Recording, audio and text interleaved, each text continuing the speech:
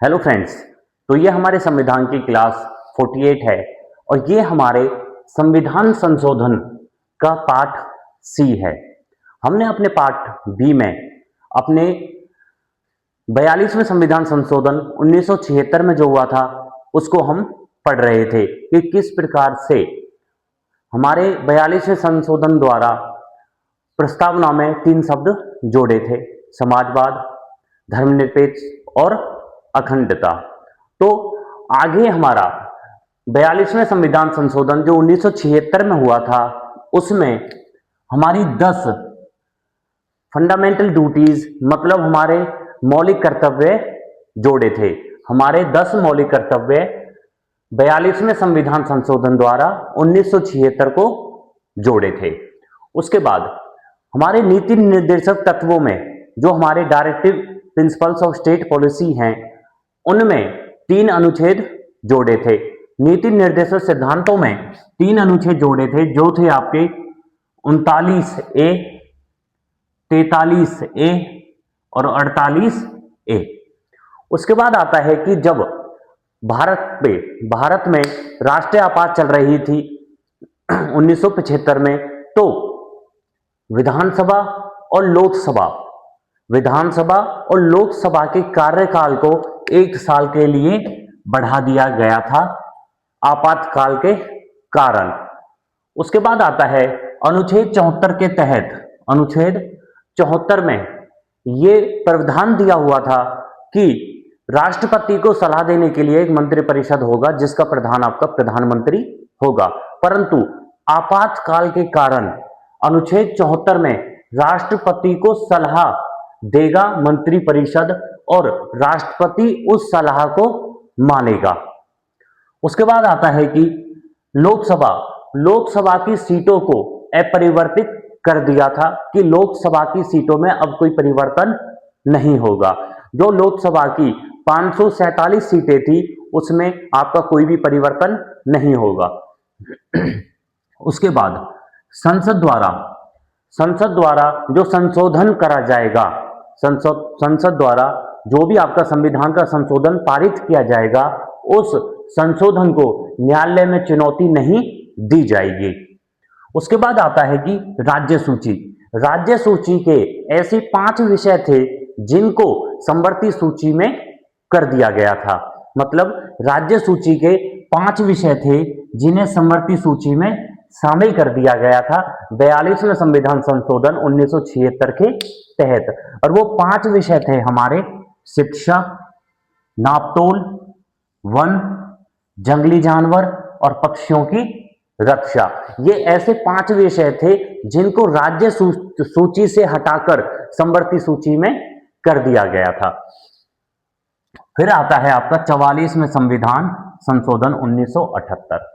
44वें संविधान 1978 जब 1977 में कांग्रेस हार जाती है और बीजेपी की सरकार आ जाती है तो बीजेपी के प्रधानमंत्री बनते हैं मोरारजी देसाई। और मोरारजी देसाई ऐसे प्रावधानों जो आपके 42वें संविधान संशोधन द्वारा बनाए गए थे उनको समाप्त करने के लिए 2 संविधान संशोधन लाते हैं। एक 1977 में 43वां संविधान संशोधन और एक 1978 में 44वां संविधान संशोधन। तो इसी प्रकार से जो हमारे मौलिक अधिकार थे, मौलिक अधिकारों मैंने आपको पढ़ाया था 42वें संविधान संशोधन कैसे आपका 31वां अनुच्छेद जोड़ा था। तो हमारे 44वें संविधान संशोधन द्वारा आपके 2 अनुच्छेद, एक है आपका 19F और अनुच्छेद 31, आर्टिकल 19F एंड आर्टिकल 31, इन दोनों अनुच्छेदों को समाप्त करके एक नया अनुच्छेद बनाया था जो था आपका आर्टिकल 300A। और इसी आर्टिकल के तहत जो आपका मौलिक अधिकार था संपत्ति का अधिकार, उस संपत्ति के अधिकार को विधि अधिकार बना दिया गया था। दोबारा देखिए कि अनुच्छेद 19F व अनुच्छेद 31 को समाप्त करके एक नया अनुच्छेद बनाया गया था जो था आपका अनुच्छेद 300A, आर्टिकल 300A, और इसी आर्टिकल के तहत आपका संपत्ति का अधिकार जो था, उस संपत्ति के अधिकार को कानूनी अधिकार बना दिया गया था 44वें संविधान संशोधन द्वारा 1978 को। फिर आता है कि जो हमारा अनुच्छेद 74 था, अनुच्छेद 74 में राष्ट्रपति को सलाह देने के लिए मंत्रिपरिषद होता है। जैसे हमने 42 में पढ़ा था कि अनुच्छेद 74 के तहत राष्ट्रपति को सलाह देगा मंत्रिपरिषद और राष्ट्रपति को वो सलाह माननी पड़ेगी, परंतु 44वें संविधान संशोधन द्वारा मोरारजी देसाई ने इसमें कुछ प्रावधान किए कि 74वें संविधान संशोधन में राष्ट्रपति मंत्रिपरिषद की सलाह को वापस लौटा सकता है, परंतु अगर दोबारा से मंत्रिपरिषद पुनर्विचार करके वो सलाह दोबारा से राष्ट्रपति को देते हैं तो राष्ट्रपति उस सलाह को मानने के लिए बाध्य रहेगा। उसके बाद आता है आपका 38वां, जो हमारा 38वां संविधान संशोधन था उसको 44वें संविधान संशोधन के तहत समाप्त कर दिया गया था। फिर आता है लोकसभा। 42वें संविधान संशोधन द्वारा लोकसभा और विधानसभा का कार्य 1 साल के लिए बढ़ा दिया गया था आपातकाल के कारण, परंतु 44वें संविधान संशोधन के तहत लोकसभा और विधानसभा के कार्यकाल को 5 साल कर दिया गया था। 42 में इस 5 को 6 बना दिया गया था, परंतु वापस से 44 के तहत लोकसभा और विधानसभा के कार्य को 5 साल कर दिया गया था। उसके बाद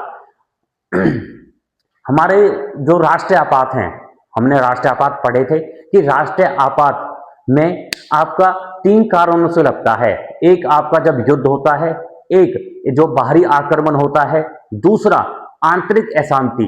1975 में जो हमारी आपातकाल चली थी वो इंदिरा गांधी ने आंतरिक अशांति के कारण आपातकाल लगाई थी, परंतु 44वें संविधान संशोधन द्वारा 1978 को आंतरिक अशांति जो शब्द था, आंतरिक अशांति शब्द को हटाकर एक नया शब्द जोड़ दिया था, जो था आपका सशस्त्र विद्रोह। सशस्त्र विद्रोह नया शब्द जोड़ दिया था, और आपकी जो राष्ट्रीय आपात चलता है उसको संसद द्वारा 2/3 बहुमत से पारित करना होता है, और ये 6-6 महीने के अंतराल में पारित होता है संसद द्वारा, और इसकी जो मैक्सिमम अवधि होती है राष्ट्रीय आपात की वो आपकी 3 साल होती है। उसके बाद राष्ट्रपति, vice president, prime minister, Lok Sabha के अध्यक्ष के जो चुनाव होंगे, उन चुनाव में जो विवाद होगा उस विवाद का निपटारा आपका सुप्रीम कोर्ट में होगा। उसके बाद आता है हमारा 45वां संविधान संशोधन 1980। तो 45th अमेंडमेंट एक्ट 1980 में फिर 10 साल के लिए, फिर दोबारा से 10 साल के लिए जो हमारे अनुसूचित जाति, अनुसूचित जनजाति और आंगल भारतीयों को जो आरक्षण मिल रहा था उसको 10 साल के लिए बढ़ा दिया गया था आपका 45वें संविधान संशोधन द्वारा 1980 में। फिर आता है आपका 48वां संविधान संशोधन 1984, और 48वां संविधान संशोधन 1984 में जब आपके पंजाब में दंगे हो रहे थे तो उस समय जो पंजाब में राष्ट्रपति आपात चल रहा था, तो राष्ट्रपति आपात की जो अवधि थी उसको 2 साल के लिए बढ़ा दिया गया था। क्वेश्चन ये आएगा कि पंजाब में जब आपके आपातकाल चल रहे थे 1984 में, तो कौन से संविधान संशोधन के द्वारा 2 साल की अवधि बढ़ा दी गई थी। फिर आता है आपका 52वां संविधान संशोधन 52nd अमेंडमेंट एक्ट 1985, और इस संविधान संशोधन के तहत जो दल बदल पर कानूनी रोक लगा दी गई थी, मतलब राजनीति जो दल बदल होते हैं उस पर एक कानूनी रोक लगा दी गई थी, और इसी संविधान संशोधन के तहत संविधान में 10वीं अनुसूची जोड़ी थी। उसके बाद आता है आपका 53वां संविधान संशोधन 53rd अमेंडमेंट एक्ट 1986, और इसमें अनुच्छेद 371 के तहत आर्टिकल 371 के तहत मिजोरम जो था, मिजोरम को आपका पूर्ण राज्य बना दिया गया था। फिर आता है आपका 54वां संविधान संशोधन 1986, 54th अमेंडमेंट एक्ट 1986 और इसमें सुप्रीम कोर्ट और हाई कोर्ट के जो न्यायाधीश हैं उनके वेतन का उल्लेख है। फिर आता है आपका 55वां संविधान संशोधन 1986 और 55th अमेंडमेंट एक्ट 1986 में जो आपका अरुणाचल प्रदेश था, अरुणाचल प्रदेश को आपका 24वां राज्य बना दिया गया था। 56वां संविधान संशोधन 1987 को आपका गोवा, जो हमारा गोवा है, गोवा को 25वां राज्य बना दिया गया था। फिर आता है आपका 57वां संविधान संशोधन 1987 और इसमें अरुणाचल प्रदेश, नागालैंड, मिजोरम, मेघालय की, मतलब आपके 57वें संविधान संशोधन 1987 में जो हुआ था उसमें अरुणाचल प्रदेश, नागालैंड, मिजोरम, मेघालय की जो विधानसभा सीटें हैं उन सीटों में आपका अनुसूचित जातियों के लिए आरक्षण का प्रावधान है। फिर आता है आपका 58th अमेंडमेंट एक्ट 1988 मतलब 58वां संविधान संशोधन 1988 और इसमें आपका राष्ट्रपति को संविधान का प्रमाणिक हिंदी संस्करण प्रकाशित करने के लिए अधिकृत किया गया था। फिर आता है आपका 60वां संविधान संशोधन 1988, 60th अमेंडमेंट एक्ट 1989 को जो व्यवसाय है, व्यवसाय पर भी कर लगा दिया गया था। 250 रुपये पहले होता था, उसके बाद इसको 2500 कर दिया गया था प्रति व्यक्ति 1 साल में, मतलब 1 साल में एक व्यक्ति जो व्यवसाय कर होगा वो आपका 2500 कर दिया गया था। उसके बाद आता है वोटिंग राइट। हमारा जो वोटिंग राइट है पहले वो 21 साल था, परंतु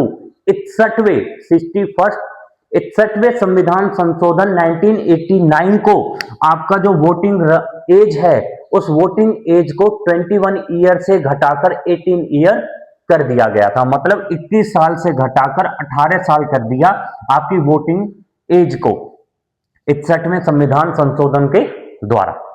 फिर आता है आपका 65वां संविधान संशोधन 1990। 65वें संविधान संशोधन 1990 में अनुच्छेद 338 के तहत शेड्यूल कास्ट, शेड्यूल ट्राइब मतलब अनुसूचित जाति और अनुसूचित जनजाति के लिए एक आयोग का गठन किया गया था। फिर आता है आपका अनुच्छेद 69वें 69 अमेंडमेंट एक्ट 1991 मतलब 69वां जो हमारा संविधान संशोधन था 1991 था, इसमें हमारी जो दिल्ली है राजधानी है, इस दिल्ली का नाम बदल दिया गया था और इसका नाम रख दिया राष्ट्रीय राजधानी क्षेत्र। दिल्ली का नाम बदलकर राष्ट्रीय राजधानी क्षेत्र रख दिया गया था और इसी संशोधन में 2 नए आर्टिकल, 2 नए अनुच्छेद और जोड़े थे, जो थे आपके 239A, 239B। उसके बाद हमारी जो दिल्ली है, दिल्ली में जो विधानसभा की सीटें जोड़ी गई थी वो थी आपकी 70, विधानसभा की सीटें 70 थी और दिल्ली में एक मंत्री परिषद, मंत्रिमंडल का गठन होगा जिसमें आपके टोटल कितने सदस्य होंगे? 7 सदस्य होंगे। फिर आता है आपका 70वां संविधान संशोधन 1992 और 17th अमेंडमेंट एक्ट 1992 में राष्ट्रपति के निर्वाचन में लोकसभा, राज्यसभा और राज्य की विधानसभा भाग लेती हैं, परंतु 70वें संविधान संशोधन 1992 में दिल्ली और पौंडीचेरी की जो विधानसभा के सदस्य हैं उन्हें भी यह अधिकार मिल गया था कि वो भी आपके राष्ट्रपति के निर्वाचन में भाग ले सकेंगे। दिल्ली और पौंडीचेरी की विधानसभा के जो सदस्य हैं वो राष्ट्रपति के निर्वाचन में भाग लेंगे। ये आपका 70वें संविधान संशोधन 1992 में अधिकार मिल गया। उसके बाद 71वें संविधान संशोधन 1992 में संविधान में आपकी 3 भाषाएं जोड़ी थी, 3 भाषाएं जोड़ी थी जो थी आपकी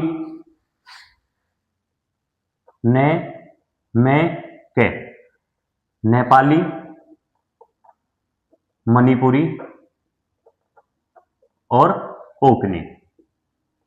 ये 3 भाषाएं आपकी 71वें संविधान संशोधन 1992 में जोड़ी थी।